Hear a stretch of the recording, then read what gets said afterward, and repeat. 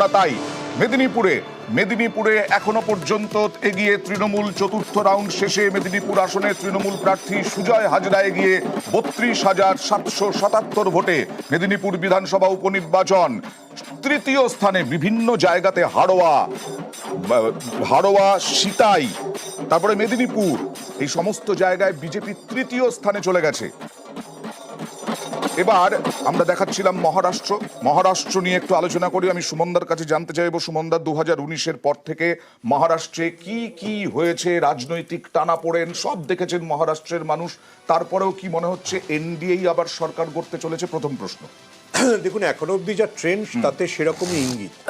আপনাকে একটা জিনিস মাথায় রাখতে হবে যে লোকসভা নির্বাচনে, যেটা আপনিও বলছিলেন, লোকসভা নির্বাচনে মহারাষ্ট্রে কিন্তু এনডিএ খুব খারাপ ফলাফল করেছিল। ইন্ডিয়া জোট 31টা লোকসভা আসন জিতেছিল, অর্থাৎ যদি সেটাকে আপনি অ্যাসেম্বলিতে টার্ন অ্যারাউন্ড করতেন তাহলে 163টাতে ইন্ডিয়া জোটের লিড ছিল। কিন্তু দেখা গেল যখন বিধানসভা ভোট এলো তখন কিন্তু অজিত পাওয়ার এবং একনাথ শিন্ডে গোষ্ঠী তারা কিন্তু নিজেদের যে হারানো জমি সেটা পুনরুদ্ধার করে নিতে পারলেন।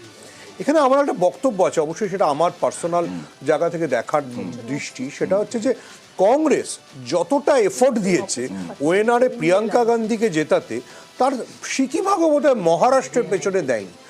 মানে ওএনআরে যখন প্রিয়াঙ্কা গান্ধী নিয়ে মনোনয়নপত্র জমা দিচ্ছেন, আপনার যদি মনে থাকে, সেদিকে গোটা কংগ্রেসের হাইকমান্ড সেখানে চলে গেছে।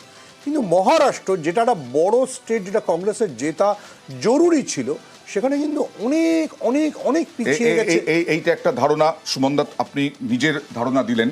এখানে প্রশ্ন হচ্ছে যে বিদর্ভ এবং মারাঠাওয়াড়া নিয়ে যে কথা বলছিলাম, আপনি বিদর্ভ এবং মারাঠাওয়াড়া দেখেন, এই যে দুটো বিদর্ভ এবং মারাঠাওয়াড়াতে লোকসভা নির্বাচনে বিজেপি সাফ হয়ে গেছে। তাহলে এখানে কেন এগিয়ে আছে? কারণ আমরা যদি তার অনেক কম দামে চাষিদের সয়াবিন ও তুলো বিক্রি করতে হচ্ছিল, তার সহায়ক মূল্য।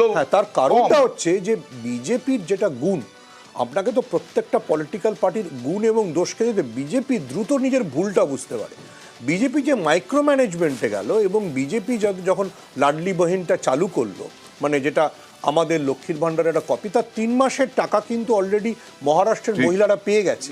ফলে আপনি দেখুন গ্রাউন্ডে মহারাষ্ট্রে সেটার এফেক্ট অজিত পাওয়ার এরা তুলে নিয়ে গেলেন। আর এই পাশে কংগ্রেস এত কথা বলেছে মহারাষ্ট্র নিয়ে, গ্রাউন্ডে তার কোনো এফেক্ট নেই।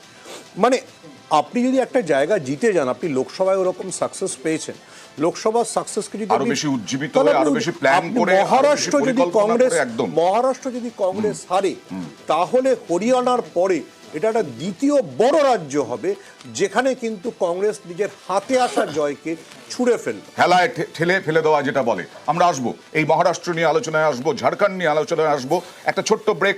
তবে সব থেকে সবার আগে আপডেট নিউজ 18 বাংলা।